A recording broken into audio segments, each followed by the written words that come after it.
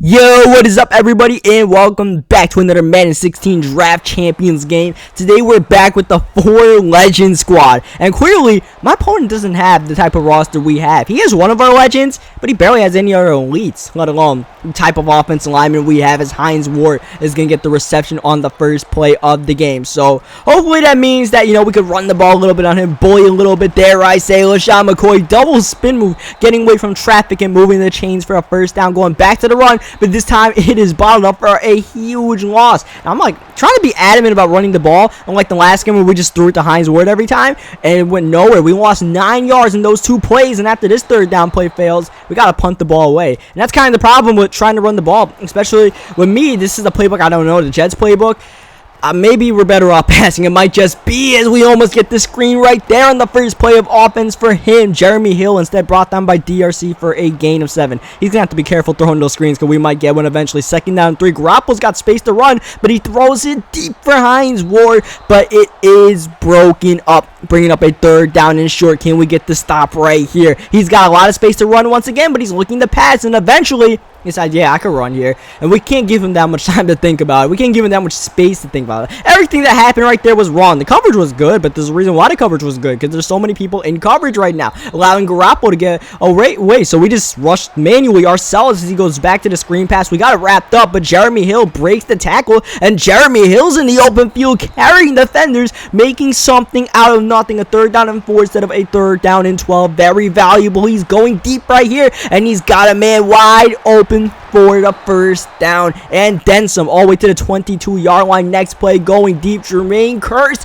he's got it, he's got the touchdown. The lead goes to my opponent, also in Giants jerseys. We are Giants home. We have Brandin Cooks returning the kick. Last time we had Hines Ward returning the kick, as we're going to run a screen pass here to LaShawn McCoy, but I only have Hines Ward returning punts right here. I figured Brandin Cooks with his speed would just be better at kick returns. As 2nd down and 2, we come out passing, looking for Cooks in the middle of the field, lobbing it. That's a little bit too much to ask for Cooks to make that kind of catch in traffic. 3rd down and 2, big play here, getting the first down via Victor Cruz, making catches. Cruz isn't the main target on this team, but when he's open, I will hit him and let him make plays, and hopefully we can get him to SALSA as we run hurry up and hit Jason Witten on the next play. Now we're just dominating with the passing game as Brandin Cooks burns the man coverage and gets a nice gain of 16 yards right there. Bridgewater starting to just burn this defense apart. Here's LaShawn McCoy. We're not running the ball much anymore. It's all about the passing game, but we're still getting it to LaShawn McCoy. Next play in the corner of the end zone. That's Hines Ward. That's a touchdown. The game is tied up, and Hines is throwing up the X for some reason.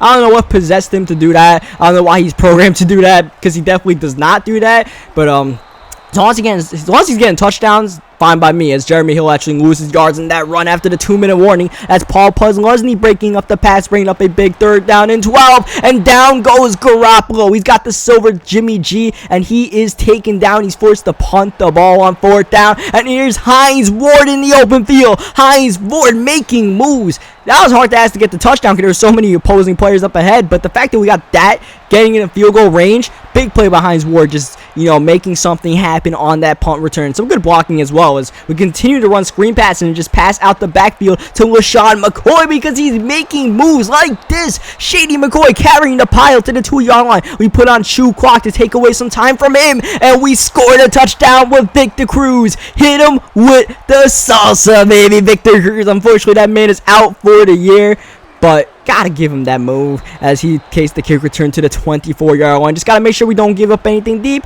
and we're good. And you can't make this mistake if you're him. User picked by us. It's fumble, but thankfully picked up, I believe, DRC or Denard, one of them, as we got a lot of time right here trying to go for Hines Ward, but an inaccurate pass is almost picked off. And now because he threw that interception, we have a chance to score more points, but we're knocked out of field goal range by that immediate sack. 3rd down and 17. Bridgewater's got time, going for it for Cooks, but it is broken up by Gibson. 4th down, we're going for it with only a couple seconds left. Just gonna throw it for Jason Witten, and Jason Witten makes the catch. We call it a timeout with 1 second left and make it a 2-possession game with that field goal. He gets ball coming out of half, so no matter what he does in this drive, we're still going to have the lead. Even if he gets that touchdown, even if he gets a touchdown and 2-point conversion, whatever it may be, we're still good. Thanks to the user pick. That's why, you want to move the ball downfield with a couple seconds left before half, but you can't make that mistake and just injure yourself like that, like he's doing, because now he's got to fight. He's got to try to score quickly. He can't take away too much time on this drive, and first he's got to get a first down before anything. 4th down and 3. This might be the game on the line for him, and he's able to get it out the backfield. But that's Christian Michael who's going to get that first down. Just couldn't make the play with the safety, and he got a big gain on that one.